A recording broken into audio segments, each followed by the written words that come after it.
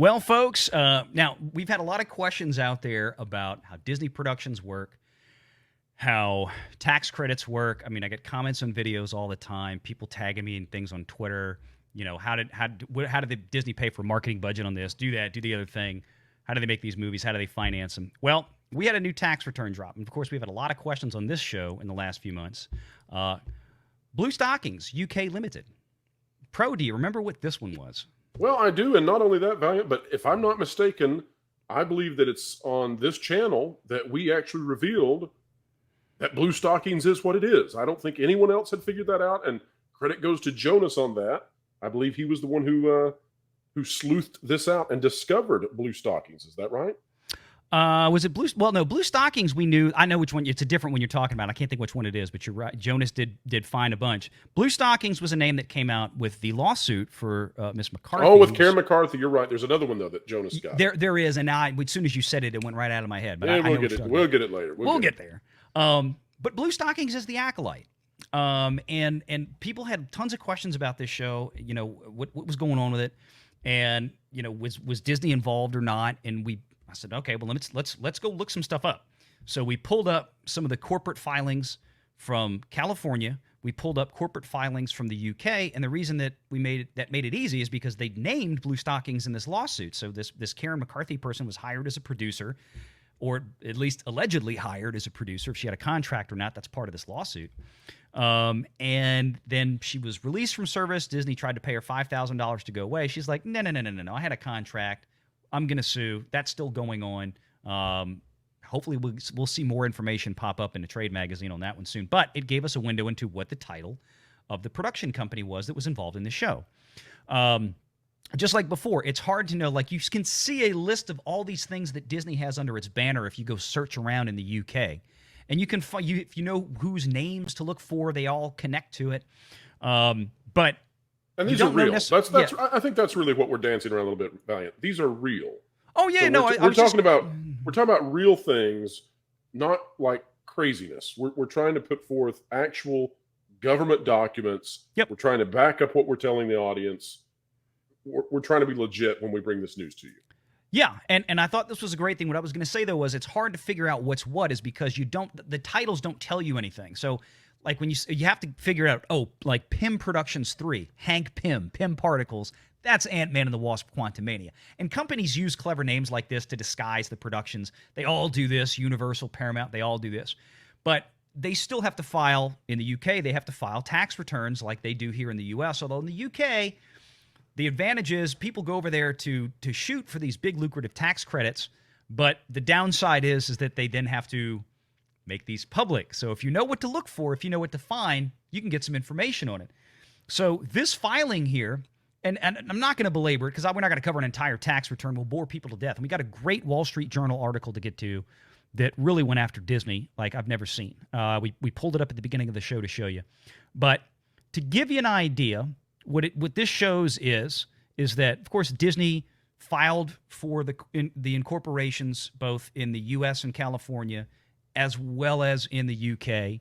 Disney C-suite executives' names are all over it because Disney has to finance this, right? Disney uses lines of credit just like Paramount and Universal, and this is where a lot of people ask questions about where these productions get the money.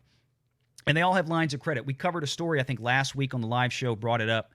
Lionsgate just upped their line of credit with J.P. Morgan Chase Bank. They now have a $1 billion line of credit with J.P. Morgan Chase. And what that allows them to do is go make a bunch of movies. They use the bank's money. They make a bunch of movies or TV shows or whatever. And then when it's done, they pay the bill. Same thing here. Disney's got a line of credit at what I think is Lloyd's in the UK, because Lloyd's is the one that has this deal with Disney where they give away a year of Disney Plus to every person that signs up for a checking account at Lloyd's Bank. So probably Disney has their line of credit in the UK over there. But what this shows is, Pro, and you can discuss what you like, is that this, everything's backed up by the Disney company. Blue Stockings itself doesn't have any money, right?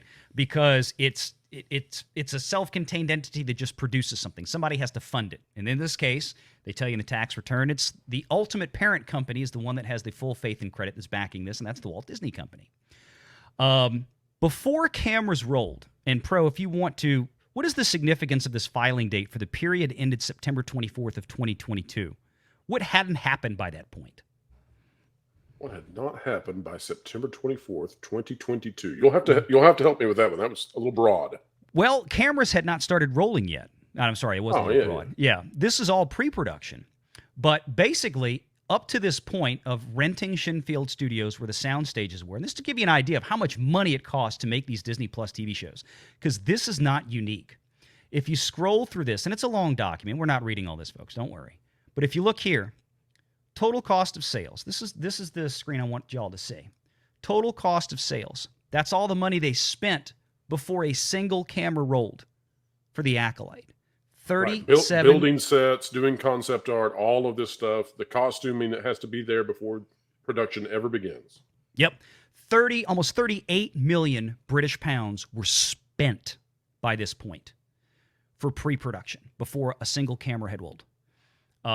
Turnover, now this is an interesting word. I don't know if Mike's back yet, but the language, and I was going to ask him about this earlier the week, this is always kind of fascinating because the language that they use on these UK returns are very different than what we would say here in the U.S. Of course, Mike being a CPA, we could tell you turnover is basically your total income, your gross income, but in the UK they call it turnover. I had to look all this up because I just was not used to this terminology. That was money that would have come from the line of credit, for example, that Disney would have bankrolled for this production. So it's like, oh, we need X amount of dollars to make this happen up to this point. So we're going to give you X amount of dollars out of our line of credit at Lloyd's or Barclays Bank or HSBC. It's the biggest bank in the UK to make that happen. But you look and it's like, well, how come they were only given 32 million, but they spent 38? Why did Disney short them the other 6 million British pounds? Well, if you look down here, the tax on loss is a positive integer. Usually you think of taxes, you'd pay it out. But in this case, this is taxes coming in. This is the UK film tax credit, folks. This is what we're talking about. So you can see here up to that point of pre-production, okay? And what you've got here is the tax on the loss. This was an income of $6 million to this production from the UK film tax credit organization, whatever they call it. So they profit for the financial period was about £8,000. So what they try to do is they try to zero it out as close as they can. If they don't actually bring this to streaming or to a theater, then it's my understanding that they lose that tax credit. Is that correct? Well, the production work is still done there. I'm not familiar with that side of the law in the UK, but I doubt it. I mean, they still get it because they still spent the money there. They still spent almost 40 million pounds before a single camera rolled on this show. So they still paid a crew. They still paid to rent Shinfield. They still paid whatever they pay out of this 40 million that falls under the UK film tax credit eligibility threshold. They get a credit on. So talk to us about Shinfield, though, because that's a big deal as well. Shinfield being brand spanking new, state of the art. It's also where Snow White is being or was filmed.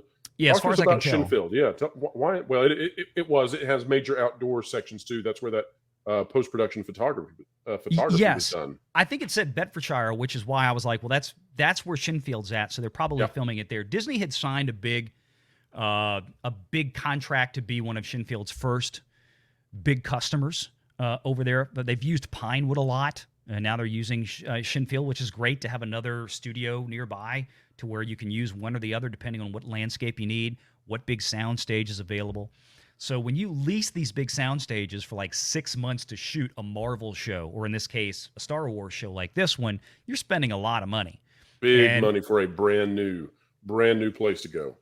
Yes, indeed. Yes, indeed. So, I mean, that's kind of what this is leaning on. Now, it goes into some additional details and all this kind of stuff, but they show here, the debtors, cash on bank or cash at the bank on hand, net current assets. What's interesting to me is they assign a value to this in order to get these tax credits. It's kind of interesting. They assign values to this because they don't really have real income at this point. It's like it's an imputed income based on the amount of work they've already done. So we have performed $40 million worth of work on this show. We've spent X amount of dollars. We're eligible for this credit. So this is kind of how they report it. It's just fascinating to me. I know this is a little deep in the weeds for a lot of people, but it just goes to show you, because like I said, I can't believe the number of people that ask me about this stuff. And not just with this show, not just with Acolyte, but with other shows, because we've covered financial reports on the Forbes article stuff, like with Indiana Jones or with Pym Productions, like I said, with Ant-Man and some of these other ones. So as long as you can find, as long as you know what the production is called, you can find it. We just have to wait, because these things are always a year in arrears. So Disney apparently selected to set the cutoff date for accounting because there was some, they hadn't filed. They were late filing something, and they were trying to adjust their reporting year. Because to me, it looks like they wanted to report this, and it makes sense. They wanted to report up until the point right before they actually started shooting. Because once those cameras start rolling, that's when the real money comes in. So they already spent almost 40 million pounds before cameras rolled. They're going to spend another 150, 200 million pounds, or they already have at this point, to complete this production. So you can see how much money they spend making these Disney Plus things. And this is a big problem. This is why Disney Plus is ultimately $2 billion, or $13 billion in the hole, because of the amount of money that Disney Plus spends. Ultimately, it's Disney Plus swiping the credit card, spending on these kind of shows. So, well, it's an 8-episode series.